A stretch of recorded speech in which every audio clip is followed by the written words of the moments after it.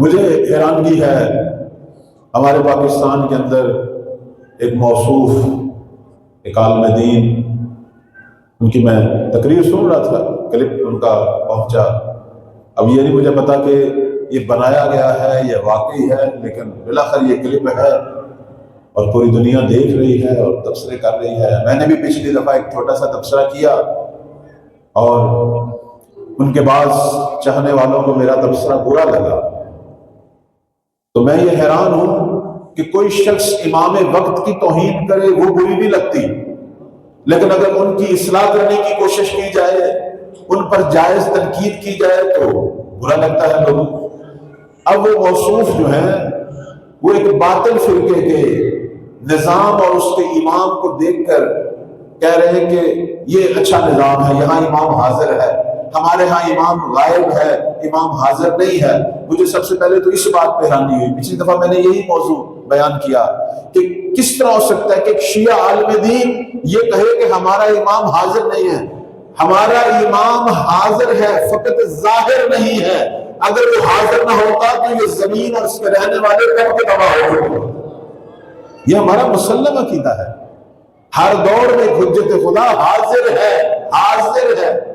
اب یہ علیحدہ بات ہے کہ وہ ظاہر ہو یا غائب ہو، وہ تو جب ہمارے باقی ائمہ بھی اپنے زمانے میں ہوتے تھے ان کو ہر کوئی تو نہیں دیکھتا تھا۔ امام مدینے میں ہے، آپ خود دیکھیں، ہماری روایات میں آیا ہے کہ جناب اویس قرنی جنہوں نے پیغمبر کی زیارت نہیں کی، پیغمبر کی زیارت نہیں کی، بلکہ ایک دفعہ آئے، پیغمبر موجود نہیں تھے، زیارت نہیں کی، آیا ان کے ایمان میں کوئی فرق پڑ گیا؟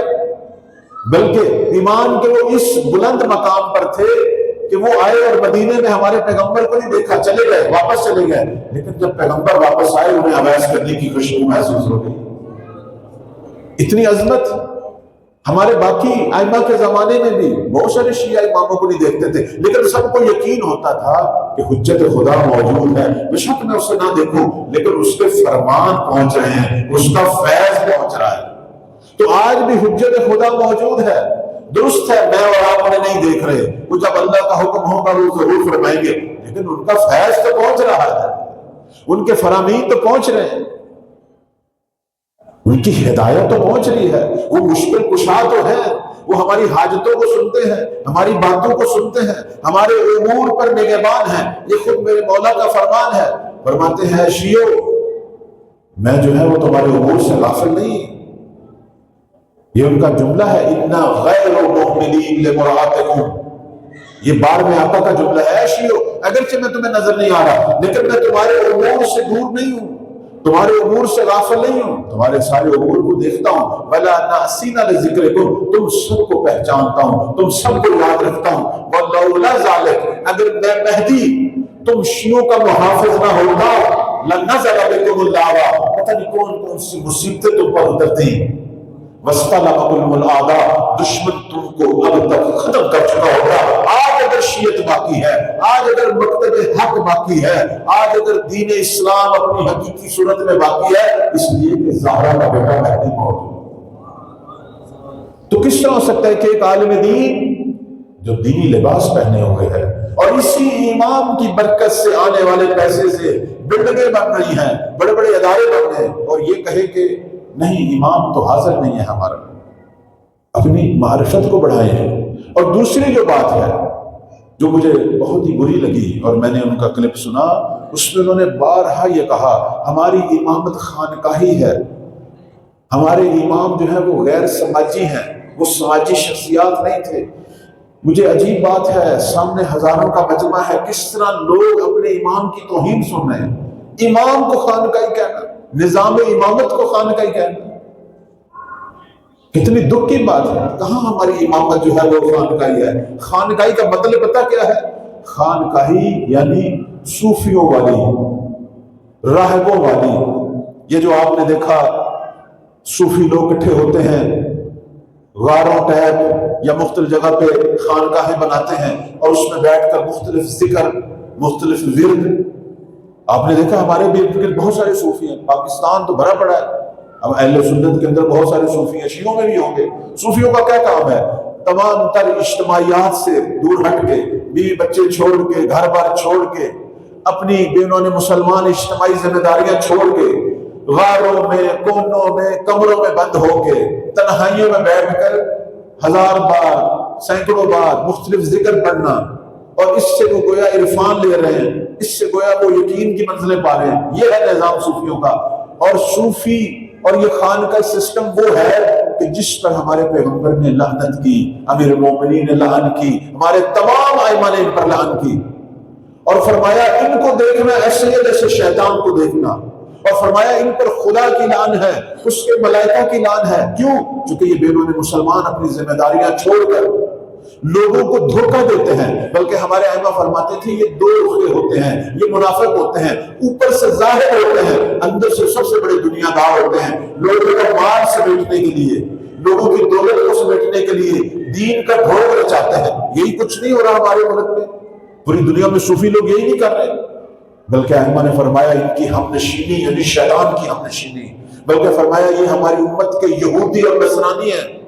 اتنی مذمت، اتنی لعن، ہماری احادیث کی کتابیں اٹھائیں، پیغمبر سے لے کر 11ویں آقا تک، بلکہ 12ویں آقا تک، سب نے صوفیوں پر اور نظام خانقاہی پر لعنت بھیجی ہے۔ اور ایک ہمارا مولوی اٹھ کے کہہ دے کہ ہمارا نظام امامت تو خانقاہی ہے، کتنی بڑی توہین ہے، کتنی بڑی توہین کی اس نے۔ اور اگر ہم ان پر تنقید کریں، آخر وہ غیر معصوم ہے، وہ کون سا کہہ رہا ہے کہ میں امام معصوم ہوں اور میری اصلاح نہیں ہو سکتی، میں جو کہہ رہا ہوں وہ حرف خدا کا ہے؟ سب کو اعتراض ہے۔ امام معصوم ایک ہی ہے اس وقت، وہ امام مہدی ہیں، باقی جتنے ہیں غیر معصوم، اور غیر معصوم سے خطا ہو سکتی ہے۔ اب اگر ہم ان کی کوئی خطا سمجھ کے تنقید کرتے ہیں تو جو ان کے چاہنے والے ہیں، مجھے نہیں پتا، شخصیت پرستی اتنی زیادہ بڑھ جائے کہ انسان معصوم کی توہین برداشت کر لے، لیکن جس شخص کو وہ اپنا رہبر یا جو کچھ بھی سمجھتا ہے، محبوب جو کچھ سمجھتا ہے، اس پر جائز تنقید بھی برداشت نہ کرے، اس حد تک بھئی وہ نظام امامت کو خانقاہی کہہ رہا ہے، اور خانقاہ پر ہمارے ائمہ نے لعن بھیجی۔ اور دوسری جو بات ہے جو سب سے زیادہ دکھ دے رہی ہے، اپنی گفتگو میں وہ کھل کے کہہ رہے ہیں کہ ہمارے ائمہ کا رویہ غیر سماجی تھا، وہ سماجی شخصیات نہیں تھی۔ مجھے ایک سوال ہے، آپ سب زائرین علماء کرام بھی یہاں موجود ہیں، ایک سوال ہے، انسان آخر کچھ نہ کچھ تو اس کے اندر بصیرت ہونی چاہیے، کچھ نہ کچھ تو ائمہ کی معرفت ہونی چاہیے۔ اگر ہمارے امام سماجی نہ ہوتے، اگر ہمارے امام اجتماعی نہ ہوتے، تو وقت کے حاکم انہیں پھر کیوں شہید کرتے، انہیں کیوں قتل کرتے؟ اگر حاکمان وقت کو ان سے کوئی خطرہ نہ ہوتا، اگر حاکمان وقت ان کو اپنی حکومتوں کے لیے، اپنے جھوٹے جو اقتدار ہیں ان کے لیے خطرہ نہ سمجھتے، تو پھر کیوں نہ شہید کرتے؟ اگر ہمارے امام گوشہ گیر ہوتے، ایک سائڈ پر بیٹھ کر اللہ نہ کرنے والے ہوتے، جس طرح یہ کہہ رہا ہے، تو پھر تو حاکمان وقت کو ان سے کوئی خطرہ نہیں تھا۔ آخر وہ کیوں خطرہ تھا؟ وہ سمجھ رہے تھے کہ ہم بظاہر حاکم بنے ہیں، لیکن اصل دلوں پر، جسموں پر، لوگوں پر حکومت یہ لوگ کر رہے ہیں، یہ اس طرح کر رہے ہیں۔ اس لیے آپ دیکھیں کہ 7ویں مولا کے زمانے میں جب ان کا اپنا ہی بھتیجا ناخلف گیا ہارون رشید کے پاس، ہارون رشید کے دربار میں، اور جا کے کہنے لگا ایک سلطنت کے 2 سلطان نہیں ہو سکتے، تو یہاں بغداد میں بیٹھ کر اپنے محل میں بیٹھ کے حکومت کر رہا ہے، میرا چچا موسیٰ بن جعفر مدینہ میں مسجد النبی میں بیٹھ کر پوری دنیا اسلام میں حکومت کر رہا ہے۔ یہ ان کی سماجی حیثیت ہے۔ ہمارے امام اگر سماجی نہ ہوتے، کیوں امیر المومنین اپنے حق کے لیے کئی بار اٹھے، کئی بار احتجاج کیا، حتیٰ حکومت کی انہوں نے۔ اگر وہ صوفیہ کی مانند ہوتے، خانقاہی ہوتے، تو پھر امیر المومنین حکومت قبول نہ کرتے۔ علی نے حکومت کر کے ایسا عدل دکھایا کہ آج جب تک لفظ عدل دنیا میں موجود ہے، لوگوں کو علی یاد آتا ہے۔ پوری دنیا کیوں علی کی عاشق ہوئی؟ کیوں ہر مذہب اور مکتب کے لوگ مولا علی کے عاشق ہوئے؟ وہی ان کا جو 4 سال اور کچھ ماہ کا اقتدار تھا۔ امام حسن مجتبیٰ نے حکومت کی، امام حسین علیہ السلام نے لوگوں کی اصلاح کے لیے اٹھے قیام کیا، اپنی جان دی، اتنی بڑی قربانی شہداء کربلا کی۔ آخر یہ سماجی تحریک نہیں تھی تو اور کیا تھا؟ امام سجاد علیہ السلام جنہیں ہم سمجھتے ہیں کہ وہ گھر میں بیٹھے تھے، دعائیں نہیں، بہت بڑی ہستی، بہت بڑی اجتماعی شخصیت، بلکہ میں کہوں گا صحیح دینی الہی سیاست کے اعتبار سے امام سجاد کی اپنی شخصیت ایک عجیب اور منفرد شخصیت ہے۔ ظالم حکومت ہے، ان کے اپنے ہی والد کے قاتل ہیں، لیکن اسلامی حکومت کے اندر سکے کا بحران پیدا ہوا، روم نے سکہ بند کر دیا، اسلامی حکومت بظاہر پریشان ہے، تو یہی چوتھے امام اسی بنی امیہ کے دربار میں پیغام بھیجتے ہیں کہ جو بھی ہے اسلام کی حکومت تو ہے، ہم آپ کو پریشان نہیں دے سکتے، اپنے انجینئر بھیجو، میں حسین کا بیٹا سجاد، کہ جس حسین کو تم نے شہید کیا اسی کا بیٹا سجاد تم کو سکہ بنانے کا علم سکھاتا۔ اب اس سے بڑھ کر اجتماعی کام کیا ہو سکتا ہے؟ حکومت کا بحران ختم کر رہے ہیں، اسلام کے وقار کو تحفظ دے رہے ہیں۔ امام باقر اور صادق صلوات اللہ علیہ جیسے اماموں نے عظیم دانشگاہیں بنائی، ہزاروں شاگرد پوری دنیا سے آنے والے، کتنے علوم نکلے۔